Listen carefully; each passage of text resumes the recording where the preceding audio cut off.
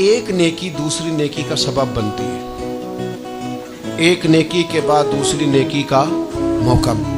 اس طرح معاذ اللہ ثم معاذ اللہ ایک گناہ کرے تو بندہ دلیر نہیں ہو جاتا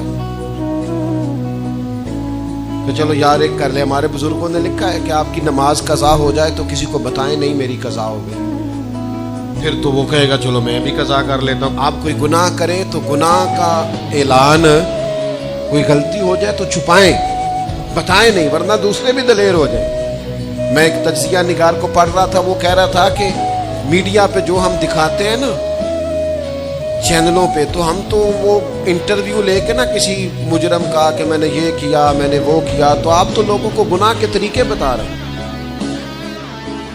آپ لوگوں کو دلیر کر رہے ہیں کہ اس نے کر لیا تو میں کر لوں گا تو کیا ہو گیا۔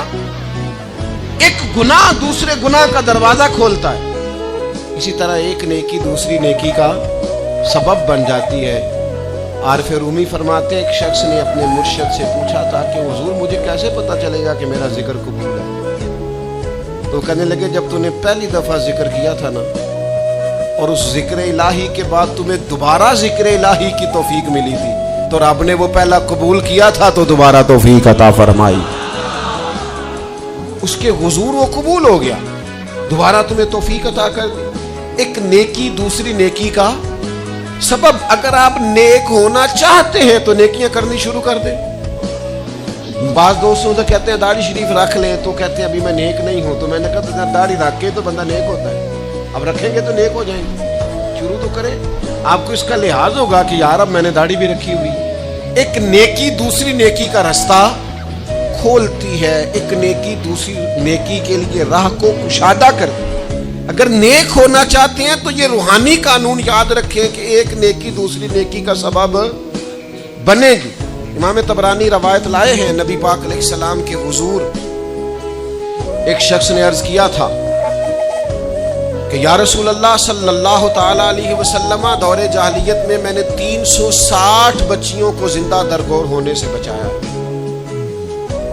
ان کے ماں باپ اور ان کا باپ جو تھا وہ معاذ اللہ ان کو زندہ دفن کرنا چاہتا تھا، میں نے اونٹ دے کر بچیوں کو بچایا، پھر میں نے ان کی پرورش بھی کی۔ تو یا رسول اللہ صلی اللہ علیہ وسلم میں نے 360 بچیوں کی جان بچائی ہے، مجھے اس کا اجر ملے گا؟ یہ بڑی باریک بات اس شخص نے پوچھی ہے۔ اصول یہ ہے کہ حالت کفر میں جو انسان نیکی کرتا ہے اس کا اسے اجر نہیں ملتا۔ اجر کے لیے ایمان ضروری ہے، ایمان پر اجر مرتب ہوتا ہے، جس کا ایمان نہیں اس کو اجر نصیب شرط ہے کہ بندہ مومن ہو تو اس کے نیک اعمال قبول۔ اب یہ سوال کیا کر رہے ہیں، ذرا باریک بات ہے سمجھیں۔ یا رسول اللہ صلی اللہ تعالی علیہ وسلم، کیا مجھے اللہ اجر دے گا؟ میں نے دور جاہلیت میں 360 بچیوں کو زندہ درگور ہونے سے بچایا ہے، اس کا مجھے اجر ملے گا؟ قربان جائیں، حضور فرماتے ہیں انا افصح العرب، میں عربوں میں سب سے زیادہ فصیح و بلیغ ہوں۔ اس نے کہا حضور اجر ملے گا؟ تو حضور فرمانے لگے تمہیں تو اجر مل گیا ہے۔ وہ حضور سے پوچھتا ہے یا رسول اللہ میں نے 360 بچیوں کی جان بچائی ہے، زندہ درگور ہونے سے بچایا، اجر ملے گا؟ حضور فرمانے لگے تمہیں تو مل گیا ہے۔ او بھائی مل گیا ہے نا، حضور کے سامنے بیٹھا ہوا ہے، اس سے زیادہ بھی کوئی اجر ملنا ہے؟